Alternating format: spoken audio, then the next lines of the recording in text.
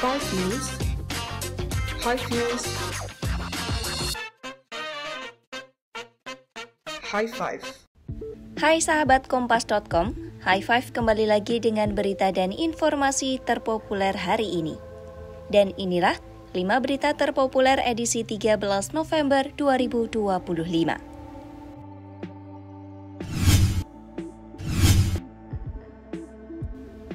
Inilah momen saat bos besar jaringan penipuan dan perjudian daring Se Zhiqiang diekstradisi ke China. Se Zhiqiang, tokoh utama di balik jaringan penipuan online dan perjudian daring internasional, resmi diekstradisi dari Thailand ke China. Pria berusia 43 tahun itu diterbangkan dari Bandara Bangkok pada Rabu, 12 November 2025, pukul 16.30 waktu setempat.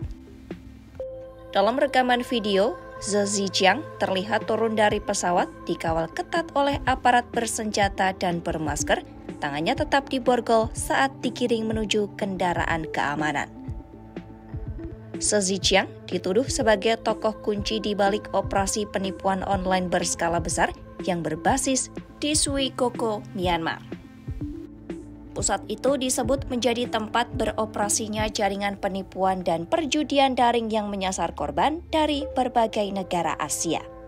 Menurut pihak berwenang, She juga memiliki paspor Kamboja dan sudah buron selama lebih dari 10 tahun. Ia ditangkap di Thailand pada tahun 2022 setelah menjadi target pencarian Interpol dan otoritas Cina. Polisi Thailand menjelaskan ekstradisi dilakukan sesuai prosedur hukum internasional. Pengawalan ketat diterapkan sepanjang proses demi menghindari potensi gangguan atau pelarian ulang. Konselor Kedaulatan Besar Cina di Bangkok mengonfirmasi Se Zhiqiang telah diserahkan kepada otoritas hukum Cina untuk diproses dan diadili sesuai hukum yang berlaku. Kepulangan Se Zhiqiang ke China menjadi bagian dari upaya berkelanjutan pemerintah Beijing untuk memberantas kejahatan penipuan online dan perjudian yang melintas batas negara.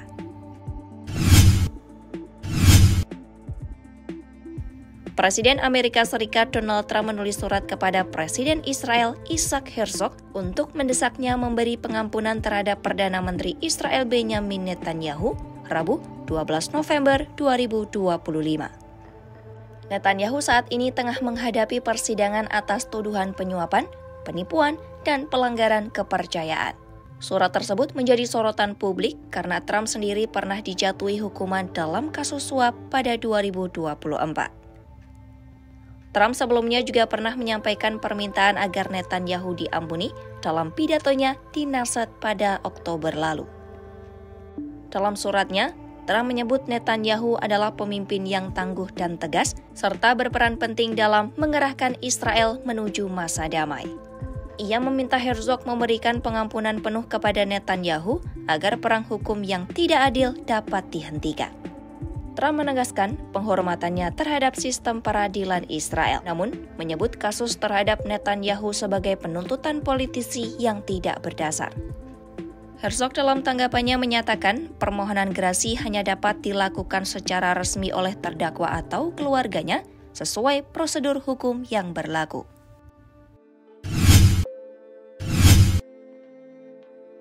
Ex-Kapolri Jenderal Purnawirawan Dai Bachtiar turut mengomentari peristiwa ledakan di SMA Negeri 72 Jakarta Kelapa Gading. Menurutnya, insiden tersebut bisa menjadi alarm tanda bahaya. Ia menyebut jika ledakan itu terjadi tanpa tujuan atau motif jelas dan hanya karena keinginan pribadi, maka kondisi itu patut diwaspadai. Dai Bachtiar menegaskan peran pembimbingan dan pengawasan remaja menjadi sangat penting agar peristiwa seperti ini tidak terulang.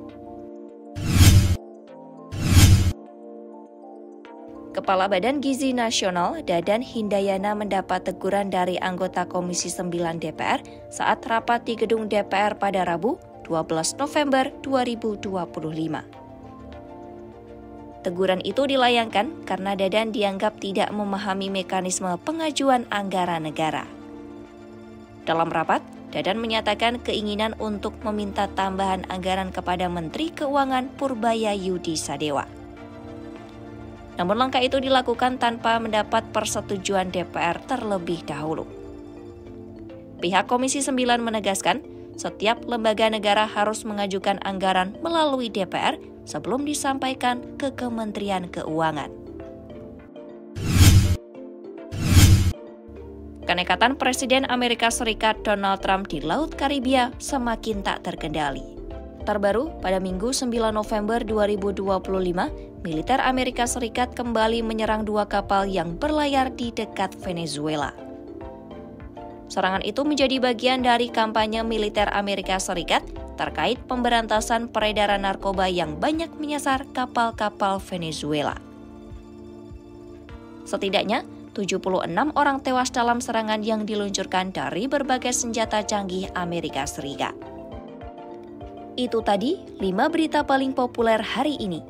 Kompas.com, jernih melihat dunia. 5 News, High Views, High Five.